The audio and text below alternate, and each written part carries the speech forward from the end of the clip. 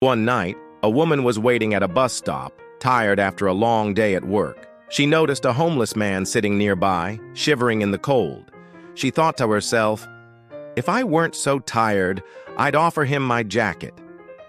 As the minutes passed, she felt increasingly guilty. When the bus finally arrived, she wondered what she should do. With a heavy heart, she boarded the bus, leaving the man behind. As she sat down, she gasped with surprise. There was her wallet on the seat next to her, which she had absent-mindedly left at work. "If mine is here," she realized with shame, "I could have easily helped that man." Too late to make amends, she understood that she was the selfish one, the uncaring, the indifferent. Before you judge others, think about it. Maybe you are the one who needs to change. How often do we miss opportunities to show kindness, blinded by our own assumptions and prejudices? One night, a woman was waiting at a bus stop with several long hours before the last bus of the night. She clutched her bag tightly, feeling exhausted after a grueling day at work. The street was eerily quiet, with only the occasional car passing by, its headlights briefly illuminating the dimly lit bus shelter.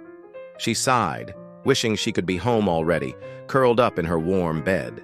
As she stood there, fighting to keep her eyes open, she noticed a figure approaching from the shadows.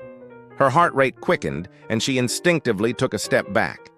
The figure, a man in a worn-out jacket, stumbled towards the bus stop. He looked disheveled, his eyes unfocused, and he reeked of alcohol. The woman's first instinct was to leave, to find another place to wait for the bus. But something made her stay. The man slumped onto the bench, muttering incoherently. The woman stood at the edge of the shelter, as far away from him as possible, her hand gripping her phone in her pocket, ready to call for help if needed. She glanced at her watch, realizing there was still an hour before the bus was due to arrive. The night seemed to stretch endlessly before her, filled with uncertainty and unease. Suddenly, the man's muttering became louder, more agitated. He started gesticulating wildly, his movements erratic and unpredictable. The woman's heart pounded in her chest as she contemplated her options. Should she run? Should she call the police? As she was about to step out of the shelter, the man's words became clearer. "Help!" he croaked. "Please, help me." In that moment, something shifted within the woman. Despite her fear, despite her exhaustion, she felt a surge of compassion. She took a deep breath, steeling herself, and cautiously approached the man. "Sir," she said softly, "are you all right? Do you need help?"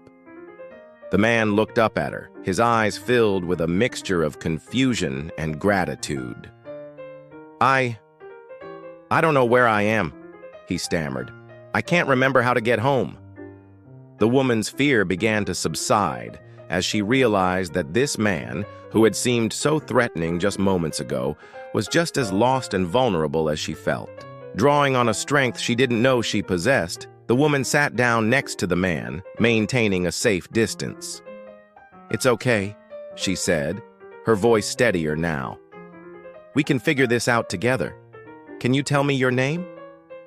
As the man, who introduced himself as Tom, began to share his story, the woman found herself listening intently, her earlier apprehension melting away. Tom, it turned out, was a veteran who had fallen on hard times.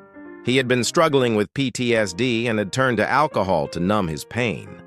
Tonight, he had drunk more than usual and had become completely disoriented.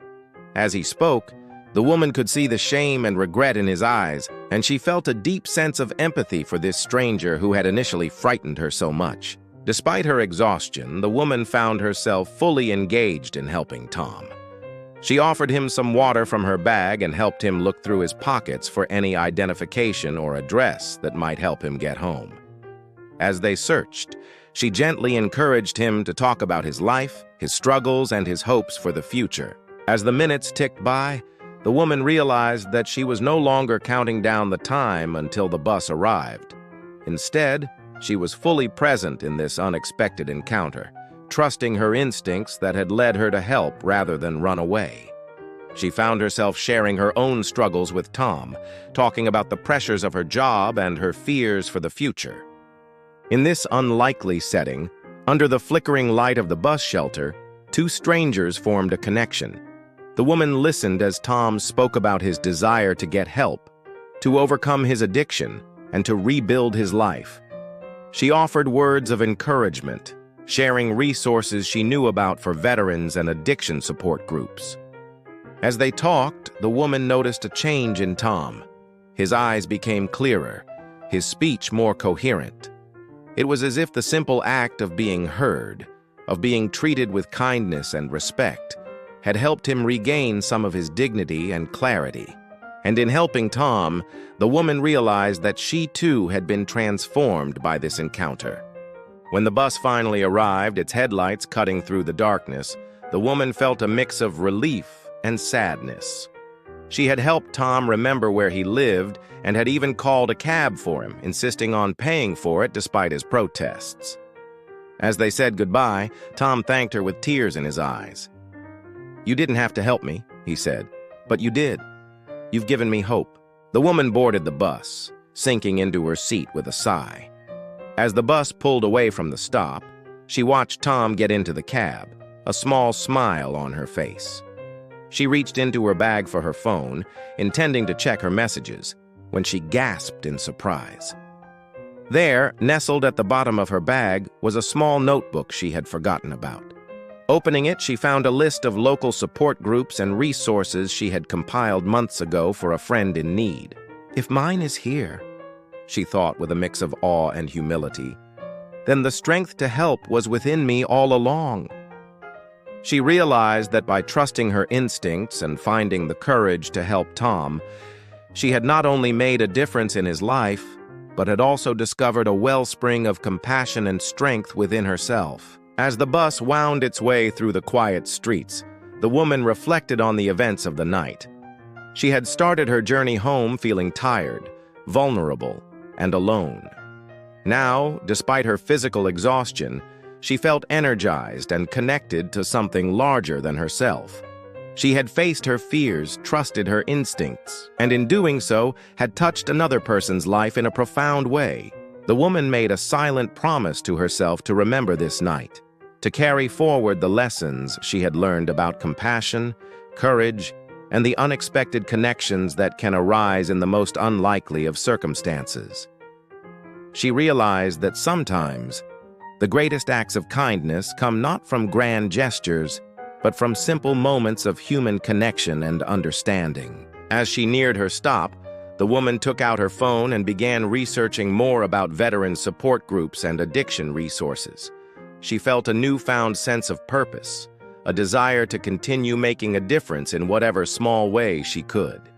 She knew that the next time she encountered someone in need, whether at a bus stop or anywhere else, she would have the courage to reach out and help.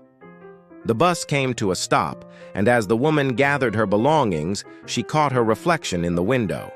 She saw not just a tired worker heading home, but a person capable of great kindness and strength.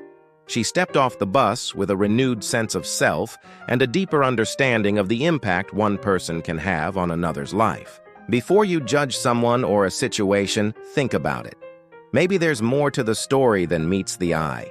In moments of uncertainty or fear, trust in your capacity for compassion and your ability to make a difference. You might just discover strengths you never knew you had.